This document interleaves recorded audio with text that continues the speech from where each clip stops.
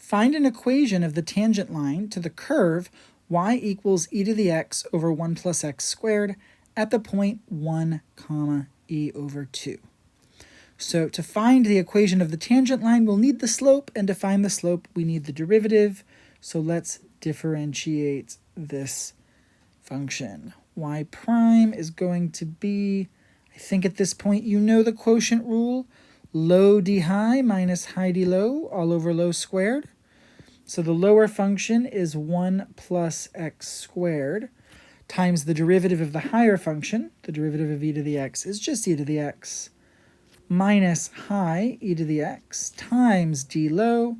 The derivative of that denominator is 2x all over low squared, 1 plus x squared, quantity squared. We can factor out an e to the x in the numerator. And then what we have left over, I am actually going to put this in standard form. I see that x squared. I also see we're going to have a minus 2x. And then plus 1 all over 1 plus x squared, quantity squared.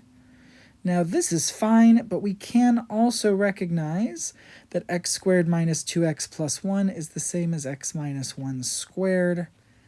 This is all over 1 plus x squared, quantity squared. Either one of these answers is okay, but oftentimes factoring things is nice because we might find out that something simplifies later, or if we're setting something equal to 0, then it's much easier because we can just see which factors in the numerator equal 0. Anyways, we have got this. This is our derivative, and we specifically want to know the derivative when x is equal to 1. So let's evaluate that derivative when x equals 1. Plugging in 1 for x, that gives us e to the first over 1 minus 1 squared, all over 1 plus 1 squared squared. And you might have already noticed 1 minus 1 is 0. 0 squared is 0. 0 times anything is 0. We've got 0 in the numerator, and the denominator is not 0.